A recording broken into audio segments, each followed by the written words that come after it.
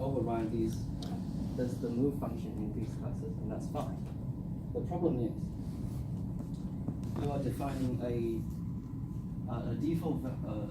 default behavior for all animals, and if you don't make it an abstract class, and if you don't make this one pure virtual, then you are open yourself to this possibility. Let's say I have a dog.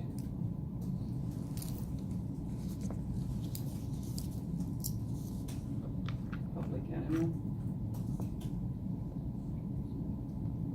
You open yourself to the possibility of having derived classes that don't really override move, even though that's what you want. So if you have a dog and you make it move,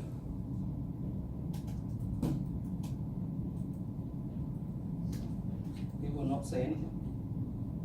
That's the problem. We want it to do something. Right? If you give it a default value, a default behavior, which you expect it to be different for every subclass,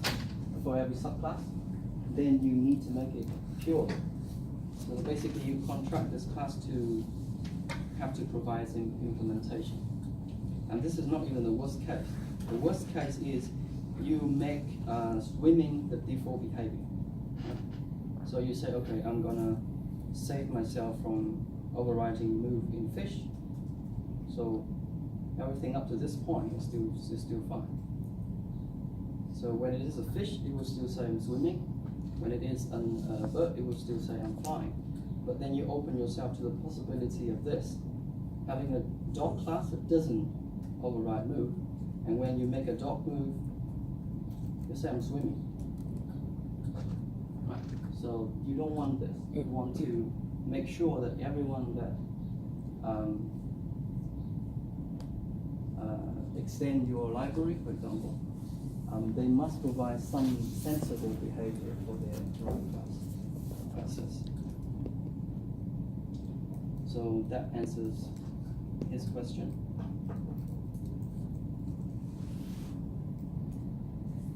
So yeah, technically we don't need to make this one pure virtual. It's totally fine without being pure virtual. But sometimes you do want the classes you want to sort of dictate what the class must do.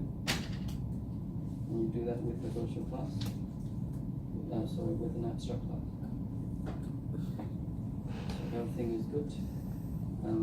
So now if you don't provide an implementation of move in the job class, then it will complain and it will not compile, which is what you want.